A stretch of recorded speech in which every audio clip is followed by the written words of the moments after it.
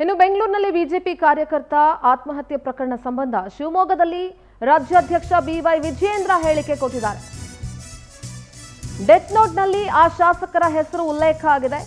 ವಿನಯ್ ಸೋಮಯ್ಯ ಸಾವು ನಮಗೆ ನೋವನ್ನ ತಂದಿದೆ.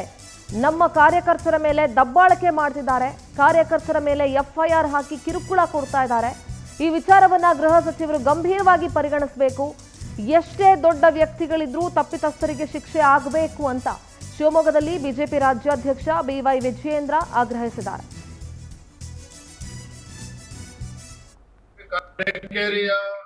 ಭಾರತೀಯ ಜನತಾ ಪಾರ್ಟಿಯ ಯುವ ಕಾರ್ಯಕರ್ತ ವಿನಯ್ ಸೋಮಯ್ಯ ಅವರು ಆತ್ಮಹತ್ಯೆಗೆ ಶರಣಾಗಿದ್ದಾರೆ. ಬೆಂಗಳೂರಿನಲ್ಲಿ ನಿನ್ನೆ ದಿನ ಆತ್ಮಹತ್ಯೆಗೆ ಶರಣಾಗಿದ್ದಾರೆ. ಕಾರಣ ಅಲ್ಲಿರ್ತಕ್ಕಂತ ಶಾಸಕರು ಮತ್ತು ಕಾಂಗ್ರೆಸ್ ಕಾರ್ಯಕರ್ತರ ಕಿರುಕುಳದಿಂದನೇ ಆತ್ಮಹತ್ಯೆ ಮಾಡ್ಕೊಳ್ತಾ ಇದ್ದೇನೆ ಅಂತ ಹೇಳಿ ಡೆತ್ ನೋಟ್ ಅನ್ನು ಕೂಡ ಬರೆದು ಆತ್ಮಹತ್ಯೆಗೆ ಶರಣಾಗಿರ್ತಕ್ಕಂಥದ್ದು ನಿಜವಾಗ್ಲೂ ಕೂಡ ದುರ್ದೈವ, ಬಹಳ ನೋವಿನ ಸಂಗತಿ ಇದು. ನಾನು ರಾಜ್ಯ ಸರ್ಕಾರಕ್ಕೆ ಗೃಹ ಸಚಿವರನ್ನು ಆಗ್ರಹವನ್ನ ಮಾಡ್ತೇನೆ. ಅದ್ ಯಾಕೋ ಏನೋ ಗೊತ್ತಿಲ್ಲ, ಕಾಂಗ್ರೆಸ್ ಸರ್ಕಾರ ಬಂದಾಗಿನಿಂದ ರಾಜ್ಯದಲ್ಲಿ ಬಿಜೆಪಿ ಕಾರ್ಯಕರ್ತರ ಮೇಲೆ ಒಂದು ರೀತಿ ದಬ್ಬಾಳಿಕೆ ನಿರಂತರವಾಗಿ ನಡ್ಕೊಂಡು ಬರ್ತಾ ಇದೆ. ಸಾಕಷ್ಟು ಕಾರ್ಯಕರ್ತರ ಮೇಲೆ ವಿನಾಕಾರಣ ಎಫ್ಐಆರ್ ಗಳನ್ನ ರಿಜಿಸ್ಟರ್ ಮಾಡ್ತಕ್ಕಂಥದ್ದು, ಅವರಿಗೆ ಕಿರುಕುಳ ಕೊಡ್ತಕ್ಕಂಥದ್ದು, ತೊಂದರೆ ಕೊಡ್ತಕ್ಕಂಥದ್ದು ನಿರಂತರ ನಡ್ಕೊಂಡು ಬಂದಿದೆ. പക്ഷെ ನಮ್ಮ ವಿನಯ್ ಸೋಮಯ್ಯ ಅವರ ಆತ್ಮಹತ್ಯೆಗೂ ಕೂಡ ಇದೇ ರೀತಿ ಒತ್ತಡದ ಕಾರಣದಿಂದಾಗ್ಲೇ ಅವರು ಆತ್ಮಹತ್ಯೆ ಮಾಡ್ಕೊಂಡಿದ್ದಾರೆ ಅಂತ ಹೇಳಿ ಕೇಳಿ ಬರ್ತಾ ಇದೆ. ಡೆತ್ ನೋಟ್ ಅಲ್ಲೂ ಕೂಡ ಅದೇ ಇದೆ. ನಾನು ಮಾನ್ಯ ಗೃಹ ಸಚಿವರಿಗೆ ಆಗ್ರಹವನ್ನ ಮಾಡ್ತೇನೆ. ಬಿಜೆಪಿ ಕಾರ್ಯಕರ್ತ ಅನ್ನೋದಕ್ಕಿಂತ ಹೆಚ್ಚಾಗಿ ಇದು ಮಾನವೀಯತೆ ದೃಷ್ಟಿಯಿಂದ ಮಾನ್ಯ ಗೃಹ ಸಚಿವರು ನೋಡ್ಬೇಕಾಗ್ತದೆ.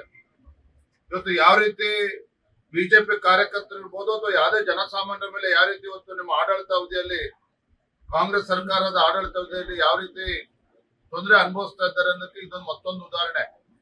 ಮಾನ್ಯ ಗೃಹ ಸಚಿವರಿಗೆ ಮತ್ತೊಂದು ಆಗ್ರಹ ಮಾಡ್ತೇನೆ, ಈ ವಿಚಾರವನ್ನ ಗಂಭೀರವಾಗಿ ತೆಗೆದುಕೊಂಡು ಇದರಿಂದ ಶಾಸಕರಿದ್ದಾರೋ ಮತ್ತೊಬ್ಬರಿದ್ದಾರೋ ಎಲ್ಲವನ್ನೂ ಕೂಡ ಇದನ್ನ ಪರಿಶೀಲಿಸಿ ಕಠಿಣವಾಗಿರ್ತಕ್ಕಂಥ ಕ್ರಮನ ಕೈಗೊಳ್ಳಬೇಕು. ಎಷ್ಟೇ ದೊಡ್ಡ ವ್ಯಕ್ತಿಗಳಿದ್ರು ಸಹ ಆ ಒಂದು ವಿನಯ್ ಸೋಮಯ್ಯ ಅವರ ಸಾವಿಗೆ ನ್ಯಾಯವನ್ನ ಕೊಡಬೇಕು. ಇಲ್ಲ ಅಂತೇಳಿ ಭಾರತೀಯ ಜನತಾ ಪಾರ್ಟಿ ಇದರ ವಿರುದ್ಧ ಉಗ್ರ ಹೋರಾಟವನ್ನು ಕೂಡ ನಾವು ಮಾಡ್ತೇವೆ.